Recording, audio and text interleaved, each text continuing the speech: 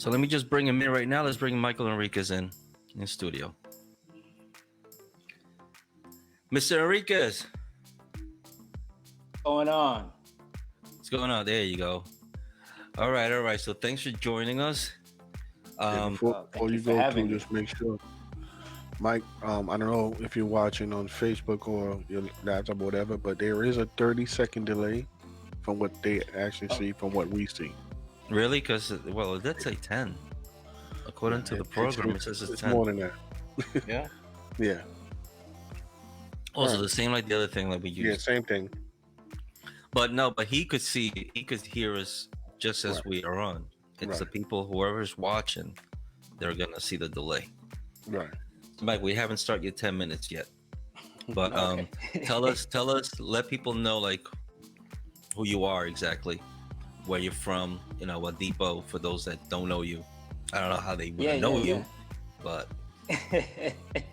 yeah. So my name's Michael Enriquez. I'm a bus operator from Kingsbridge Depot, shop steward with TW Local 100. A lot of you might know me from my Your Right to Know series that I post on social media, where I break down some of the rules and the contract language in pretty layman terms, so that we can all have a general understanding. Okay, cool.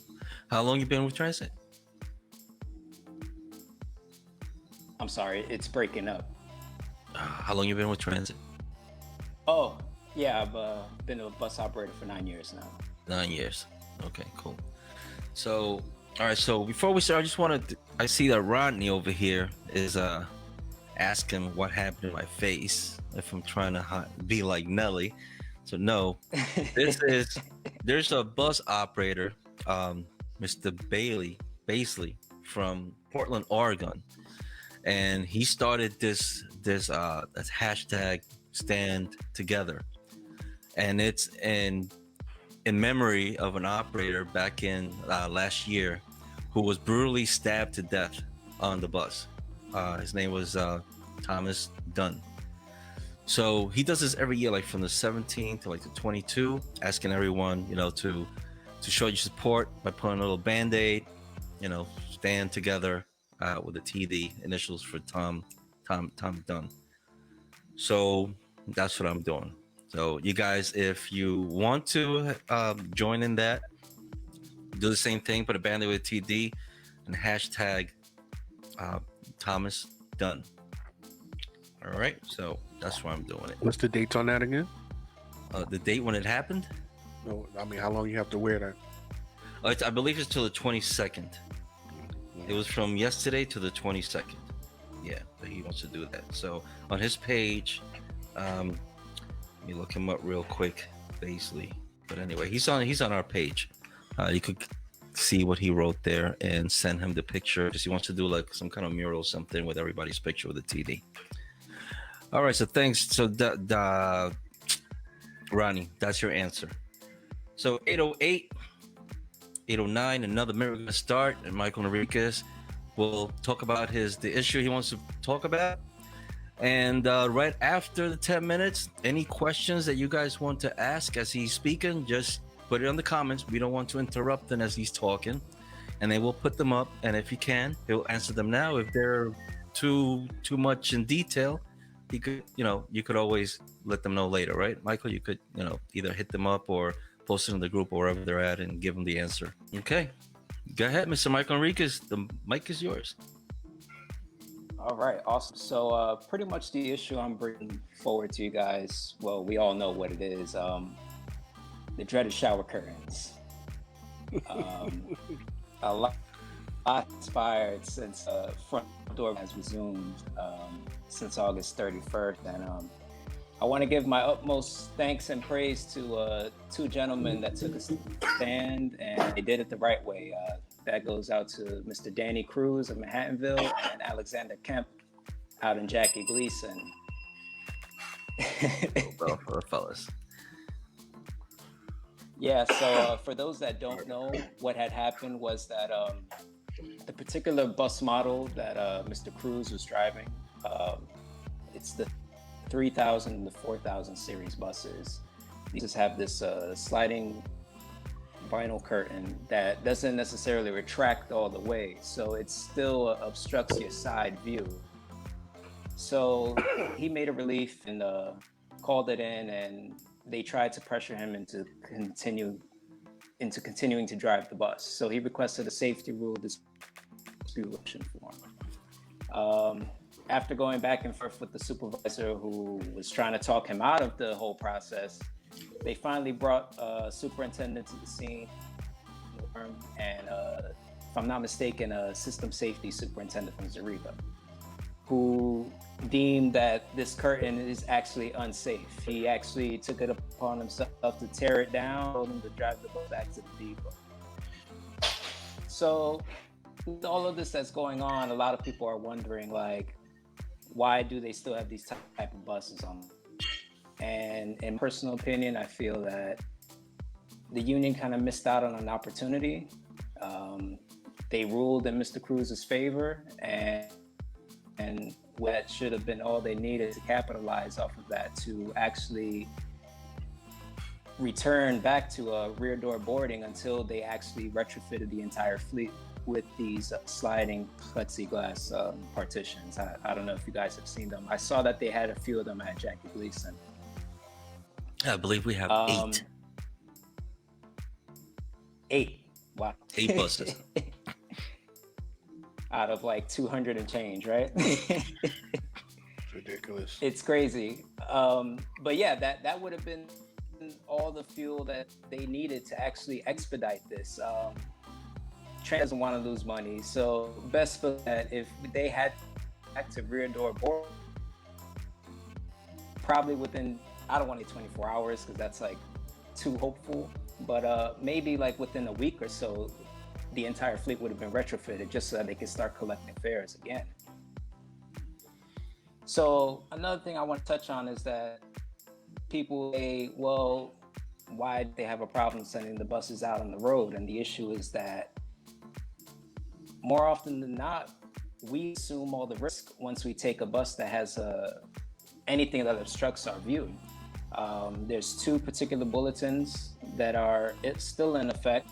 One is titled Safe Operation. The other is titled Adherence to Traffic Laws, Rules and Regulations. And under Safe Operation, it strictly prohibits operating a bus with anything obstructing the partition. Just simple fact that you see clearly through that that vinyl curtain, it's an obstruction. So the second bulletin, if you actually read into the law, there's 2 sections of vehicle traffic law, section 35 and 1213, that prohibits the operation of a way with anything obstructing you. So that segues into the preventability of an accident. So the way transit determines if an accident is preventable or not, they actually go by the guidelines set forth by the National Safety Council. And within that guideline manual, the condition of your vehicle is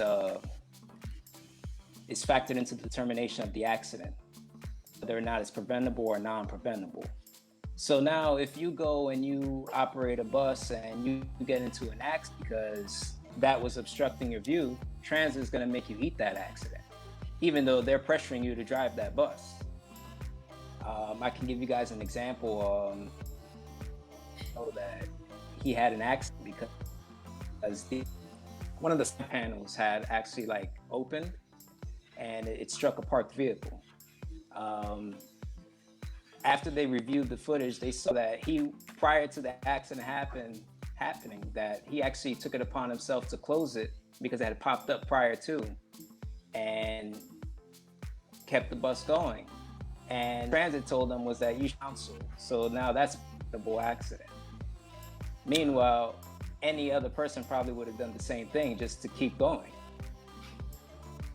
And the last part, as far as like the risk, the last part as far as the risk that we take is that you can actually lose your license. They're always talking about 19A, and within 19A pack, there's a section 509BB, which states that if you have 3 or more at-fault accidents within 18 months, you have to retake your CDL road test. And once you've hit those 3 accidents, you're disqualified from service. So no license, no work. So to transit, it's no big deal. We're assuming all the risk as we're driving. Last point that I'm going to make here is the front door boarding was conditioned upon the fact of them implementing adequate cars like a barrier. What I've noticed, maybe a lot of the guys have noticed on the road, is that guys driving these 3000 and 4000 series buses, what they're doing is they're tucking the curtain behind the seat so that it doesn't obstruct their right-hand view. But now that puts the operator in a precarious situation. You're raising your hand. I do that. Guilty as charged. So now, in order to, they're over here, the curtain behind their seat, but now you can't use the curtain for what it's designed to do, which is to slide forward and serve as an additional barrier for when people are paying their fare. So it's like, do you just assume the risk of possibly contracting COVID, or do you assume the risk of possibly getting to an accident? It puts us in a deep catch-22.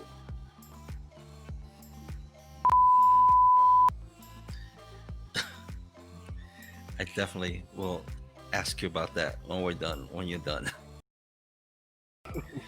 Well, Michael Enriquez, I think you could hear me. So that thing with a curtain. Done with my bit. So the thing with the curtain, I saw the first week or two I was doing it, I kept getting like a pain right here, like on the, what they call the rotator cuff, because you got to pull all the way back in order to have that clear view. You have to like push it way back, and you're making this movement with your body that you usually don't, you know. I mean, Blunt, I don't know if you agree with me. You got the curtain, you can't just leave it there because you can't see. I think we just lost. I think we lost him. Yeah. We just lost him. Yeah, see, you got. But yeah, that's not a common movement, although it should be. Yeah, like you have to pull all the way back, and you get this pain right here from having. You got to remember, you got to twist too, man. You can't just. You don't have a lot of room, you know, when you're sitting. And just imagine the bigger guys. It's okay. I'm not as small as I want to be. That's time, but we do have some guys. So you got a time over there. Yeah, man. We got, hey, just like when like the Emmys and the Oscars, you know, when they give you time to talk. You start playing the music. Yeah. Cute. So, Michael, we're gonna bring, if you can, Mike, if you still have the link, join back in, unless you have to go. But if anything, if you have to go, just come back and say bye, and we'll get the next one in.